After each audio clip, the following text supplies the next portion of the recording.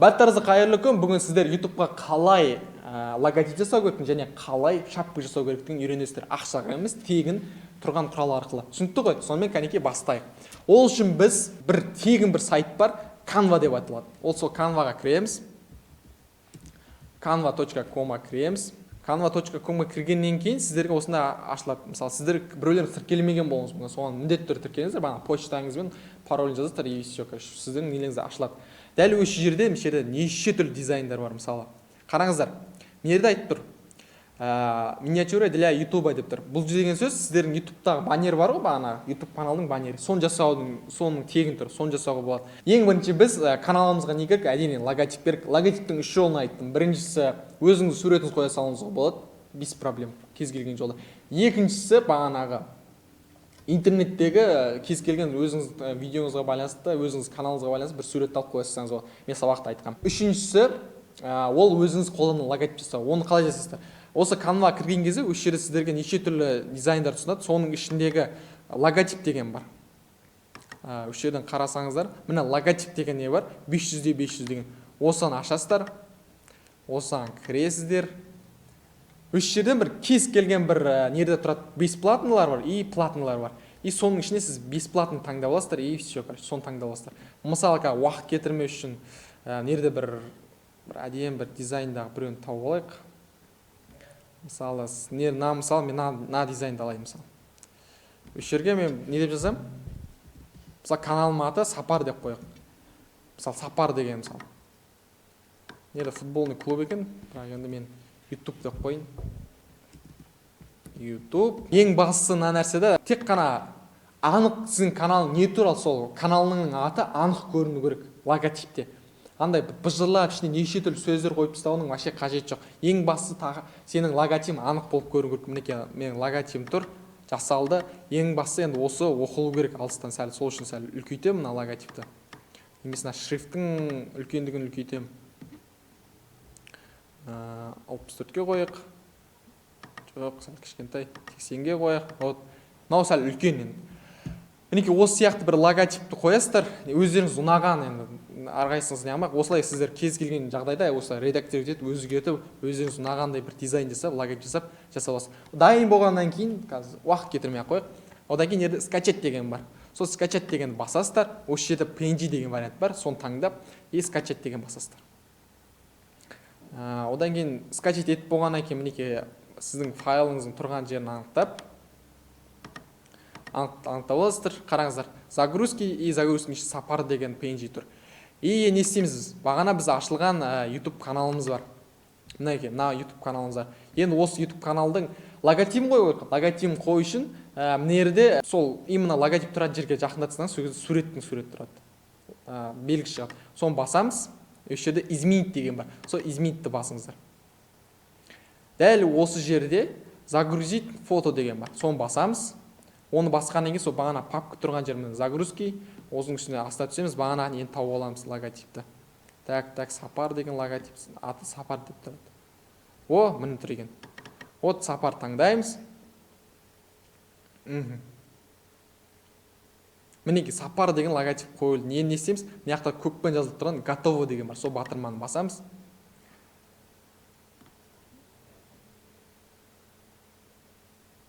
Мінекей, достар, сіздердің YouTube каналыңыз логотип қойылды, қараңыздар, мінекей.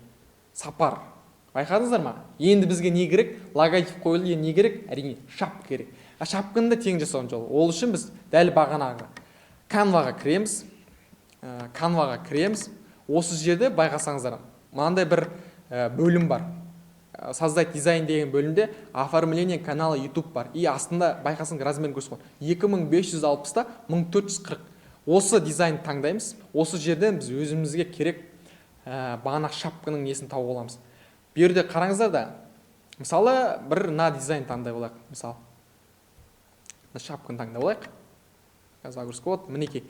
Байқасаңыздар, мен бағана айтқан ең логотиптің именно ең основной сөздер тұратын жер бар ғой. Сол жер қараңыздар, қай жерде тұр. Осы жер тұр, аты жазылған, и мына жақта сурет тұр. Осы дизайнға мысал жасайық. Так, ол үшін бірінші өзгертеміз. Каналдың атын қояйық, мысалы Сапар. сапар. Мысалы қараңыздар, английский жазған кезде мысалы шрифттар әртүрлі болуы мүмкін. Ол шрифтті өзгерту үшін мына жерде мына 61 деген мысалы шрифттің размері, и соның қасында шрифттің түрлері тұрады. Соның ішіне өзіңіз ұнаған таңдайсыз. Мысалы мынау болуы мүмкін, немесе мынаны қоюыңызға болады деген секілді. Соны таңдап аласыз да, ары қарай не істейсіз? Ең анықталатын нәрсе, анық көрінетін нәрсе, сіздің шапкаңыз анық жазылу керек, анық оқылу керек. Мысалы технообзор. Енді мына технообзор байқасаңыздар өте кішкентай жазылды. Бірақ енді қазір телефонмен кірген кезде примерно осылай көрініп тұрады. Бір 50-ге қойық. Мысалы осылай көрініп тұрады телефонда. Сол үшін сонда да ол өте кішкентай. Мысалы шрифтін көріп көреміз. Неге технообзор, сапа каналдың аты, сапар. Және бұны да шрифтін үлкейтейік. Сәл үлкен болып көріну керек.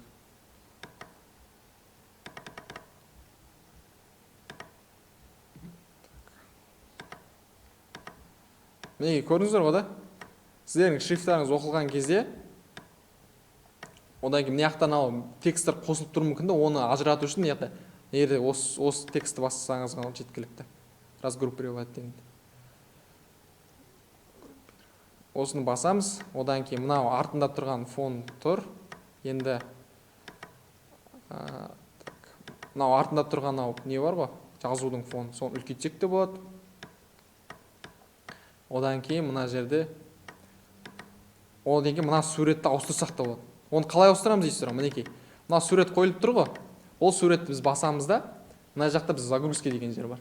Осы жерге өздеріңіз неше түрлі изображение тапсаңыздар болады. Мүмкін мысал айтайық. Ол үшін мына жердегі кез келген бір сурет табасыз, өзіңіз тұрған бағанағы суретіңіздің, өзіңіз бейнеңіз тұрған. Мына сурет тұр. Мына загрузка деген басамыз, көрдіңіз бе? Соны басқан кезде сурет таңдаған кезде сол суретіңіз загрузка жасалады. Енді әрине мына сурет сәл дұрыс болмай тұр. Мына қыз не қарап тұр ғой? Типа жазу сол сияқты, мынау да соған қарап тұру керек еді. Бүйтіп қарасаңыз, мінекей. Байқадыңыздар ғой да? Сіздің неңіз не болды? Ана қыздың суреттің орнына сіздің суретіңіз қойылды. Түсінікті ма? Оның размерін былай кішірейтіп, соның элементті басыңыз былай кішірейтуге болады, үлкейтуге болады. Мінекей. Көрдіңіздер ғой да? Керегіміз элементтерді мысалы удалить етуге болады. Мысалы, былай delete дейтін болсаңыз удалить етеді. Мынаны бір сәл дизайн қалыптасып тұр. Мінекей достар, сонымен сіздердің мінекей шапкаларыңыз дайын болды. Оны жүктеп алу үшін әрине істейсіздер, скачать деген кнопканы басасыздар.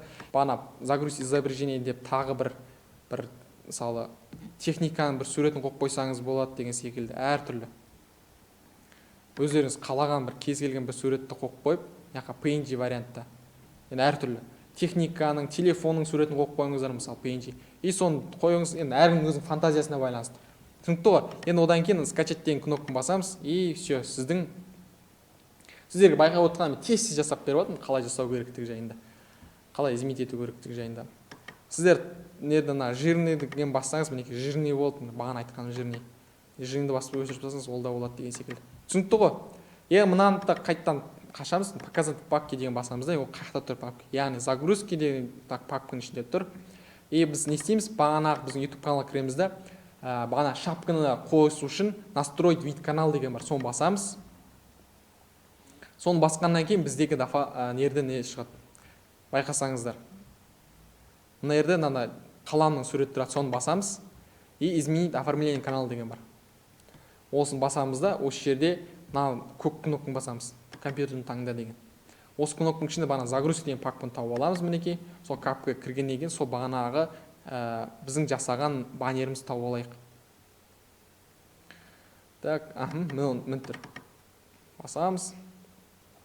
Оны басқаннан кейін мінекей қараңыздар. Сіздерге YouTube-тың өзі ұсынып береді.